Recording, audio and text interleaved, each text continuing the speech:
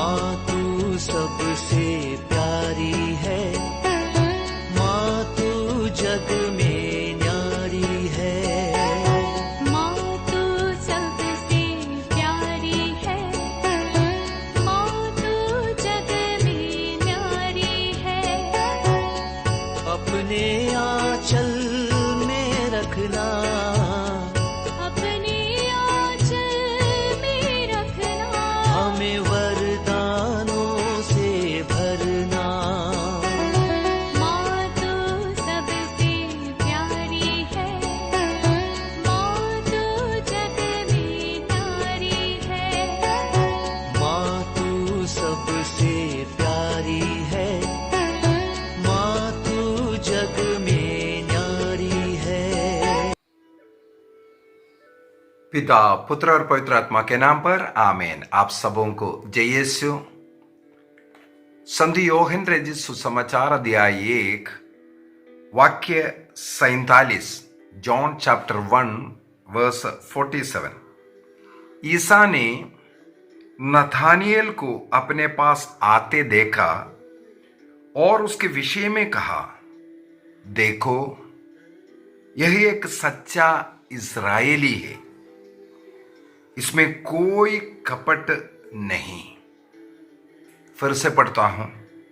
ईसा की ओर नथानिएल को आते हुए देखकर ईसा ने लोगों से कहा, देखो, यह एक सच्चा इस्राएली है, इसमें कोई कपट नहीं है। नथानिएल के विषय में ईसा मसीह, नथानिएल से भी प्रभु कहते हैं, जब तुम अंजीर के वृक्ष के नीचे जब प्रार्थना कर रहे थे, तब मैंने तुम्हें देखा है। मनुष्य को, मनुष्य के प्रवृत्ति को, उसके अंतरतम को जानने वाला प्रभु नथानिएल के विषय में कहते हैं, एक निष्कपट व्यक्ति है। वो एक सच्चा इस्राएली अर्थात ईश्वर का जो संतान, ईश्वर से जुड़े रहने वाला संतान है।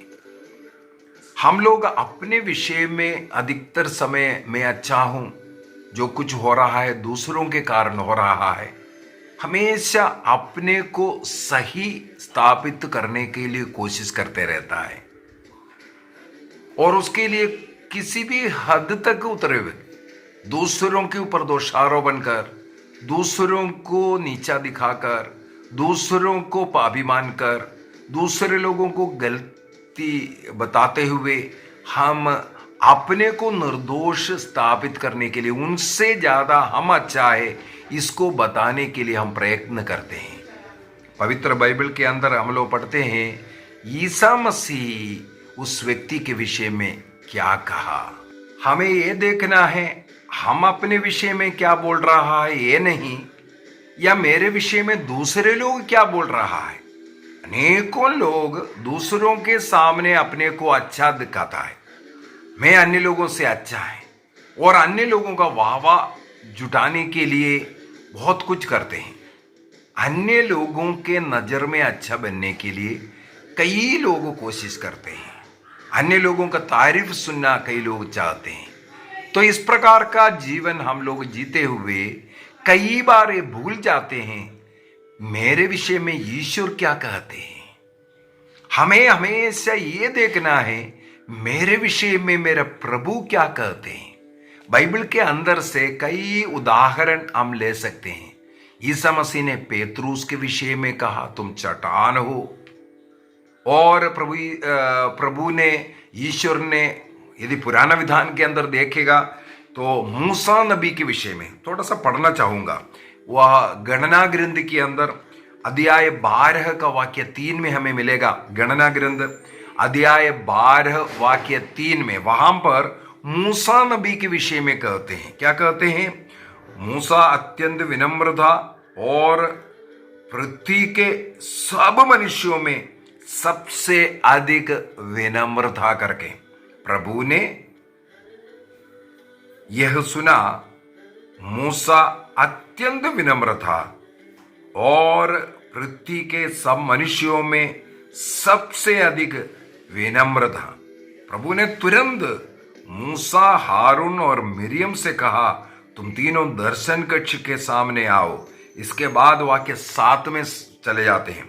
वहां पर मैं अपने सेवक मूसा के साथ ऐसा नहीं करता, मेरी सारी प्रजा में वही विश्वसनीय है। देखो, प्रभु साक्ष्य देना शुरू किया। इसके बाद मैं उसे पहले नहीं बुझाया, बल्कि मैं उनके साथ आमने सामने बात किया है। वह प्रभु का स्वरूप देखता है। मेरे सेवक मूसा की निंदा करने में तुझे डर क्यों नहीं लगता है? क्योंकि प्रभु स्वयं मूसा नबी के विषय में साक्ष्य देता है, सबसे विश्वसनीय व्यक्ति मूसा है करके। और ईश्वर ने यह भी सुना, वो बहुत विनम्र व्यक्ति है करके भी। इस प्रकार बाइबल के अंदर हमें मिलेगा, ईसा मसीह ने शतपति के विषय में भी कहा। शतपति ने अपना विश्वास को जब प्रकट किया, मैं शतपति हूं, मेरे अधीन भी सिपाही लोग रहते, जिससे मैं कहता हूं जाओ वो जाता है, जो ये करो वो करता है। इस प्रकार ईसा मसीह से शतपति ने आग्रह किया, तुम एक शब्द कह दो ताकि मेरा नौकर ठीक हो जाएगा, तुम मेरे घर में आने की जरूरत नहीं, इससे योग्य मैं नहीं हूं। मसीह तुरंत बोलता है, इस्राएल में भी ऐसा विश्वास मैंने नहीं देखा। एक गैर यहूदी व्यक्ति ईसा मसीह में इस प्रकार विश्वास को प्रकट किया। ईसा मसीह अन्य लोगों के अंतरतम को जानता है। लूकस का सुसमाचार 7 में ईसा मसीह एक फरीसी शिमोन के घर में भोजन के लिए बैठा हुआ था। ईसा मसीह के विषय में वह मने मन जो सोचा, वो जान करके ईसा मसीह ने उसे बात करने लगी, शिमोन मुझे तुमसे कुछ बात करना है। हमारे मन के विषय में जानने वाला, हमारे बारे में जानने वाला प्रभु हमारे विषय में क्या कहते हैं। अय्यूब के ग्रंथ को अगर देखेंगे, अय्यूब के ग्रंथ में वहां पर अय्यूब के विषय में लिखा हुआ है, ईश्वर का वो सेवक अय्यूब, ईश्वर भक्त, उसके विषय में ईश्वर स्वयं साक्षी देता है वो किस प्रकार का व्यक्ति है। वाक्य 1 के अंदर लिखा हुआ है, वो एक निर्दोष निष्कपट व्यक्ति था, ईश्वर पर श्रद्धा रखने वाला व्यक्ति है। और आगे हम लोगों को मालूम है, शैतान जो प्रवेश करते हैं और शैतान से प्रभु क्या पूछते हैं, वाक्य 8 के अंदर। इस पर प्रभु ने कहा, क्या तुमने मेरे सेवक अय्यूब पर ध्यान दिया? पृथ्वी भर में उसके समान कोई नहीं, वह निर्दोष और निष्कपट है। वही ईश्वर पर श्रद्धा रखता और बुराई से दूर रहता है। ईश्वर ने अय्यूब के विषय में साक्षी दिया। आज हमें मनन चिंतन करना है, प्रभु मेरे बारे में क्या साक्ष्य दे रहा है। यदि मेरे विषय में प्रभु बोलेगा तो कैसे बोलेगा? मेरे नजर में मैं सही होगा या दूसरों के नजर में मैं सही होगा, अच्छा इंसान है, लेकिन प्रभु के नजर में मैं कैसा हूं? एक और उदाहरण मेरे मन में याद आ रहा है, मत्ती का सुसमाचार उसके अध्याय 5 वाक्य 23 में प्रभु ईसा मसीह ने जो पहाड़ी संदेश दे रहा था, उस समय पर बोला, जब तुम वेदी पर बलि अर्पित करने के लिए जा रहा है, वहां पर तुम्हें याद आ रहा कि मेरे भाई को मुझसे कोई शिकायत है, अर्थात आपको आपके भाई के विषय में कोई शिकायत नहीं, आप अपने नजर में सही व्यक्ति है, कोई गलती नहीं किया, किसी के विषय में आपका कोई कंप्लेंट नहीं है। लेकिन प्रभु कहता है आपका भाई को आपसे कंप्लेंट है, तो भेंट वहां पर छोड़ दो और जाकर के पहले उससे मेल कराओ। उससे मेल करने के लिए सबसे पहले तुम्हें जानना है, प्रभु आपका उस संबंध, वो जो टूटे कड़वा संबंध को जान रहा है। आप स्वयं बोलेंगे मेरे कारण नहीं, मैंने उसको कुछ नहीं बिगाड़ा, या अन्य कोई बातें बोल करके अपने को सही हम स्थापित करेंगे। क्या ईश्वर हमसे भी यही कहने वाला है? तुम जा करके अपने भाई से मेल करके आओ, अपने जीवन साथी से मेल करो, अपने माता पिता से, अपने बच्चों से, अपने पड़ोसी से तुम मेल करके पहले आओ।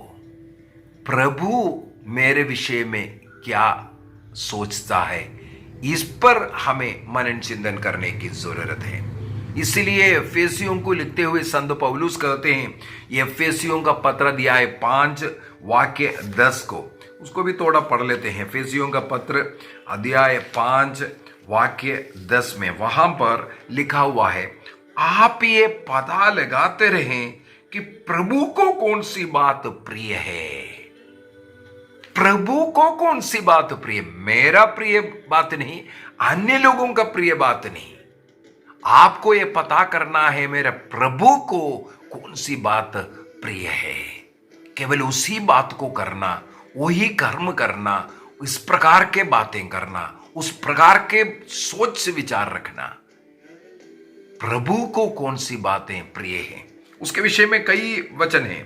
कोलोसियों का पत्र दिया है 3 वाक्य 22, Colossian chapter 3:22, Hebrews chapter 13 verse 16, John chapter 6 verse 29, 2 Corinthians chapter 5:9। इस प्रकार अनेकों जगहों पर लिखा है। थिस्सलुनीयों का पहला पत्र 4:1, ये सब में प्रभु की इच्छा क्या है इसको जानना, उसके अनुसार जीना। हमारी इच्छा या दूसरों की इच्छा नहीं, प्रभु की इच्छा को जानना, प्रभु के नजर में निर्दोष बनना। इब्रानियों का पत्र अध्याय 12 वाक्य 14, हिब्रूस चैप्टर 12 वर्स 14, वहां पर लिखा है, सबों के साथ शांति बनाए रखें और पवित्रता की साधना करें। सबों के साथ शांति का जीवन जीना है और पवित्रता की साधना करना है। आगे लिखा है, इसके बिना कोई ईश्वर का दर्शन नहीं कर सकता। सबों के साथ जब तक मेल मिलाप में नहीं है और अपने जीवन को पवित्र नहीं रखता, हम ईश्वर का दर्शन नहीं कर सकता, स्वर्ग राज्य में प्रवेश नहीं कर सकता। इसलिए हमें अपने अंतःकरण की जांच करके देखने की जरूरत है। पेतरुस अपने पहला पत्र अध्याय 1 वाक्य 15 में लिखा है, अब आपको जिसने बुलाया वह पवित्र है। या लेवी ग्रंथ अध्याय 19 वाक्य 2 के अंदर कहते हैं, पवित्र बनो क्योंकि मैं तुम्हारा ईश्वर पवित्र हूं। तो जिसने मुझे बुलाया वो पवित्र है, आप भी उसके सदृश अपने समस्त आचरण में पवित्र बने। समस्त आचरण में हमारा बातचीत ईमानदारी का होना चाहिए, पवित्रता का होना चाहिए। हमारी देखने का ढंग, हमारे सोचने का ढंग, सब में हमें पवित्रता बनाए रखना है। ईश्वर को यही प्रिय है।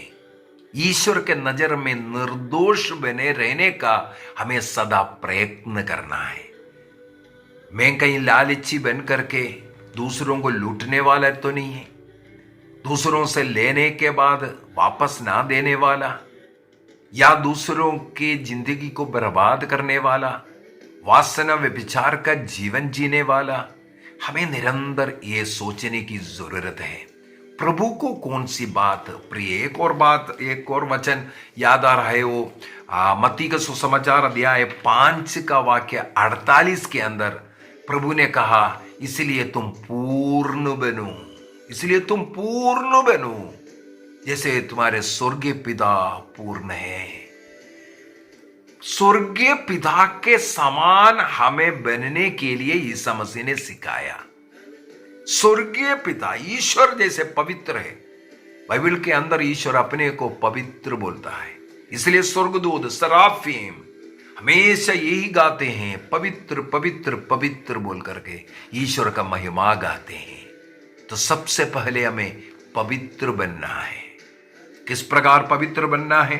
तसलोनियों का पहला पत्र उसके अध्याय 5 वाक्य 23 में, फर्स्ट तसलोनी चैप्टर 5 वर्स 23, शांति का ईश्वर आप लोगों को पूर्ण रूप से पवित्र करे, आप लोगों का मन, आत्मा तथा शरीर हमारे प्रभु ईसा मसीह के दिन निर्दोष पाए जाएं। पवित्र होना है। मन में, तन में, हृदय में, शरीर में हमें पवित्रता की साधना करने की जरूरत है। कुरिन्थियों का दूसरा पत्र उसके अध्याय 7 वाक्य 1 के अंदर भी हम लोग इस प्रकार पढ़ सकते हैं। 2 कुरिन्थियंस चैप्टर 7 वर्स 1, वहां पर लिखा है, प्रिय भाइयों, हमें इस प्रकार की प्रतिज्ञाएं मिली है, इसलिए हम शरीर और मन के हर प्रकार के दूषण से अपने को शुद्ध करें और ईश्वर पर श्रद्धा रखते हुए पवित्रता की परिपूर्णता तक पहुंचने का प्रयत्न करते रहे। हमें प्रयत्न करते रहना है। किस चीज का? पवित्रता की परिपूर्णता। जैसे हमारा स्वर्गीय पिता है वैसे परिपूर्ण बनने का, पवित्रता का परिपूर्ण बनने का हमें प्रयत्न करना है। ये पवित्रता का परिपूर्णता केवल हम मसीह से जुड़े रहने से, मसीह के कलीसिया से जुड़े रहने से हो सकता है। हम लोग सक्केउस के जीवन को देखते हैं। सक्केउस एक पापी व्यक्ति था। लूकस के सुसमाचार अध्याय 19 वाक्य 9 के अंदर हम लोग पढ़ते हैं, प्रभु कहते हैं, आज इस घर में मुक्ति का आगमन हुआ। उस घर को मुक्ति कैसे मिला? उसके लिए सक्केउस ने एक ही कार्य किया, अपने को पाप से धोया, अपने गुनाहों को स्वीकार किया और त्यागा, छोड़ा और पापों का प्रायश्चित किया। तब प्रभु ने कहा, आज इस घर में मुक्ति का आगमन हुआ। योहन का पहला पत्र अध्याय 1 वाक्य 7 में लिखा है, ईसा मसीह का रक्त हमें हर पाप से मुक्ति देता है। कैसे मुक्ति देता है? कैसे रक्त मुक्ति देता है? इसको देखने के लिए वाक्य 8 और 9 को पढ़ने की जरूरत है। योहन का पहला पत्र, फर्स्ट जॉन चैप्टर 1 8 एंड 9।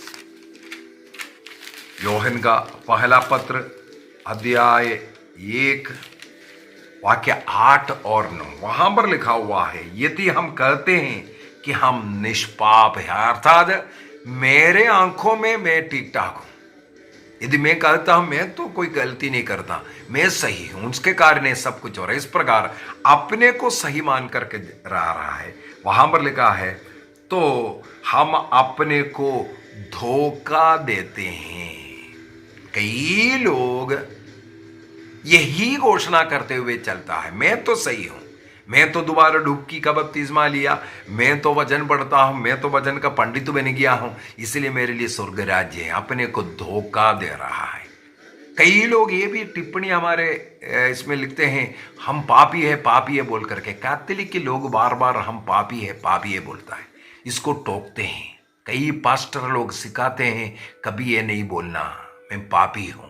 देखो, एक शैतान का कार्य है, मैं पापी हूं करके नहीं बोलना, क्योंकि प्रभु ने आपको अपवित्रता से, पाप से छुटकारा दिया।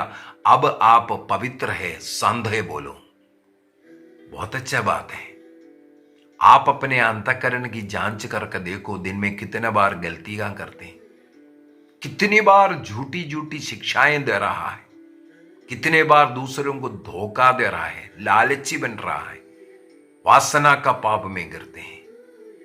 क्या क्या पाप नहीं कर रहा है, इसके बाद भी बोलता है, ये बोलो मैं पवित्र हूं, ईसा मसीह ने मुझे मुक्ति दिया, बस चोरी करते रहो, दूसरों को लूटते रहो, ये बोलते रहो मैं पवित्र हूं।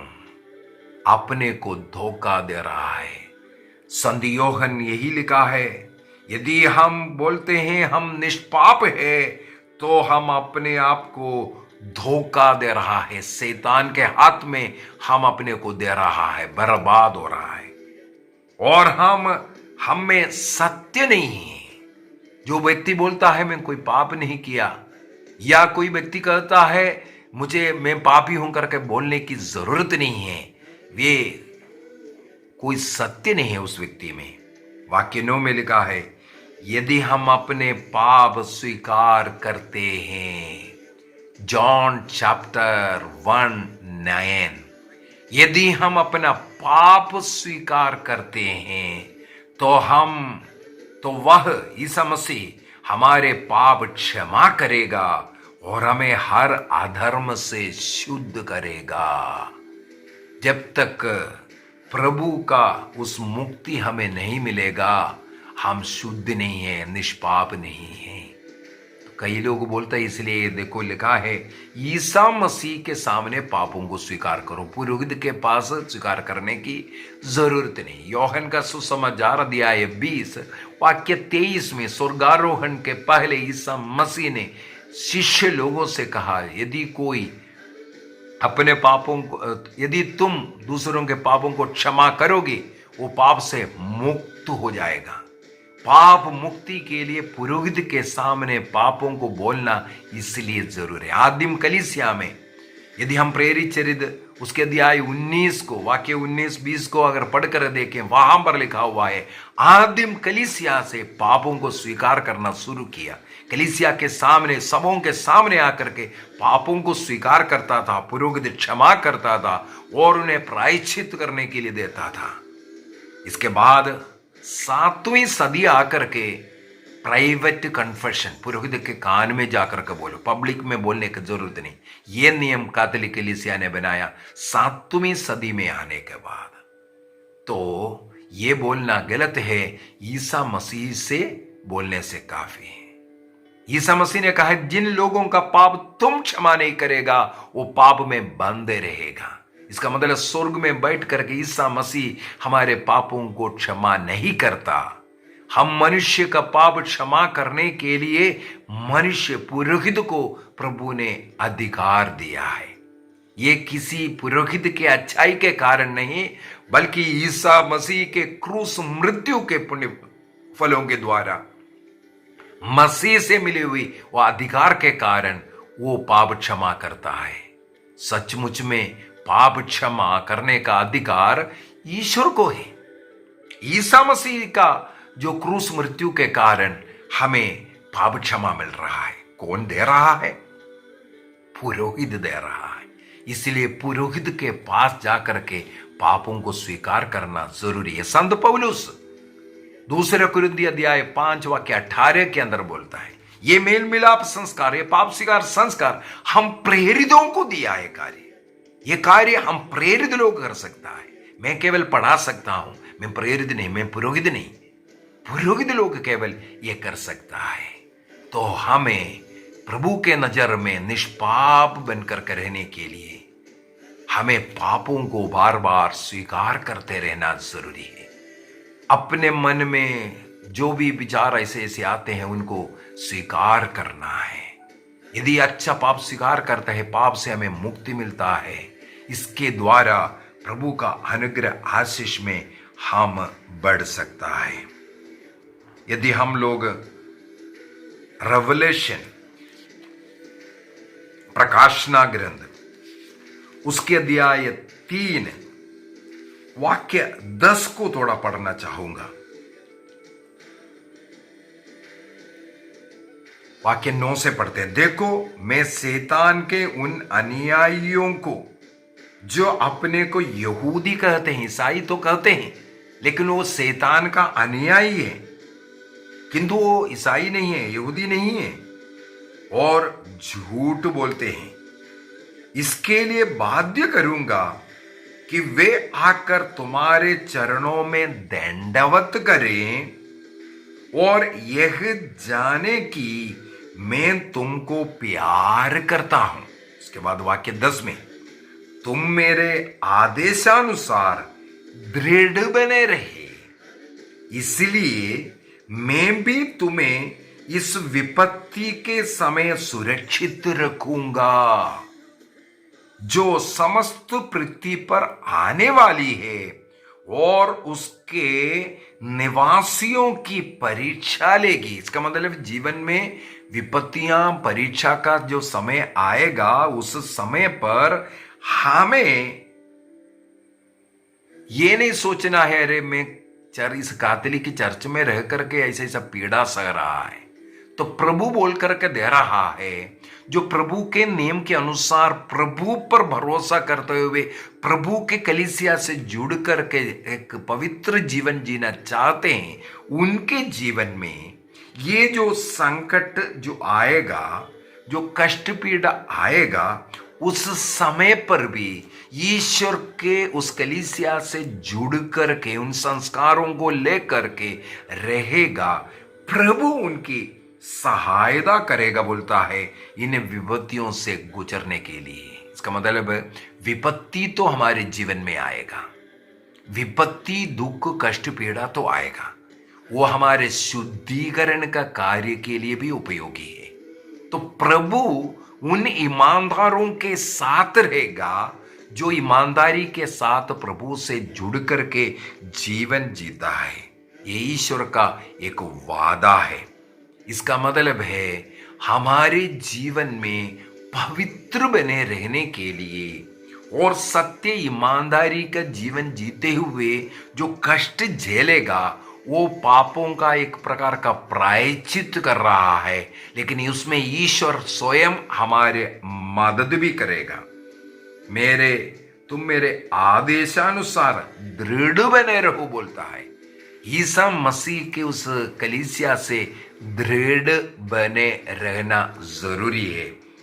इसलिए भी तुम्हें इस विपत्ति के समय प्रभु सुरक्षित रखेगा। अगर हम दृढ़ रहेगा, हमारे जीवन में आने वाला विपत्ति हमारे लिए आशीष का कारण बन जाएगा, क्योंकि प्रभु हमारे साथ रहता है। उसके द्वारा हमारा शुद्धिकरण भी होगा। आग के अंदर जिस प्रकार सोना शुद्ध किया जाता है, उसी प्रकार हमारे जीवन में आने वाला कष्ट, पीड़ा, अपमान, दुख, दूसरों की सेवा करना, दूसरों को सहन करना, इस प्रकार का जो दुख, कष्ट, विपत्ति के भट्टी में प्रभु के जो भक्त लोग हैं, कलीसिया से जुड़े हुए जो लोग हैं, ईमानदार लोग हैं, उनकी परीक्षा, उनकी शुद्धिकरण ऐसा होता है।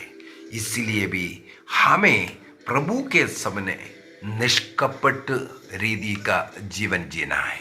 हमेशा सोच कर देखना, इस अवसर पर प्रभु है तो प्रभु क्या करना था, प्रभु कैसे जवाब देना था, प्रभु कैसे क्षमा करना था, प्रभु इस जगह पर क्या करना था। हमारे मन में हमेशा ये विचार आना चाहिए, प्रभु के नजर में निष्कपट बनने का हमें निर्णय करना है।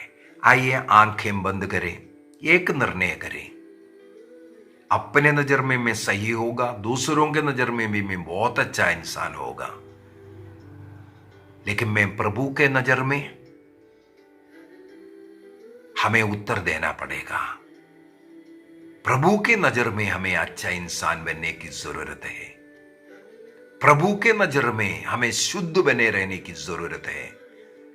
हमारे मन के विचारों को, सोच विचारों को जानने वाला प्रभु, यदि हम दूसरों के आंखों में धूल डाल करके जो गलत काम कर रहा है, सोचता है दूसरे कोई देखा ही नहीं, लेकिन ईश्वर की आंखें उस सूरज से भी तेज है, सब कुछ वह देखता है।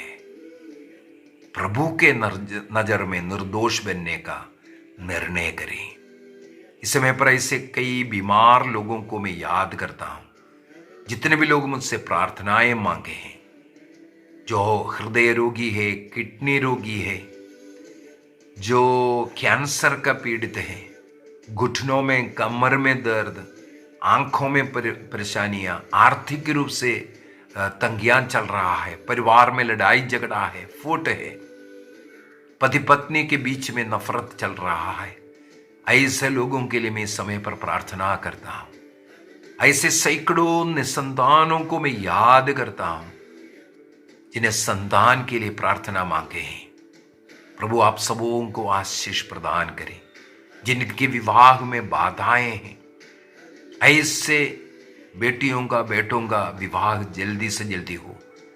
पढ़ाई किया लेकिन पढ़ाई के अनुसार कोई रोजगार ही नहीं, नौकरी नहीं, ऐसे युवक युवतियों के लिए प्रार्थना करता हूं। प्रभु आशीष दे, कृपा दे। आप अपने को समर्पित कीजिए, अपने परिवार को समर्पित कीजिए, परिवार की जरूरतों को समर्पित कीजिए। सर्वशक्तिमान पिता ईश्वर आप सबों को अनुग्रह आशीष प्रदान करे।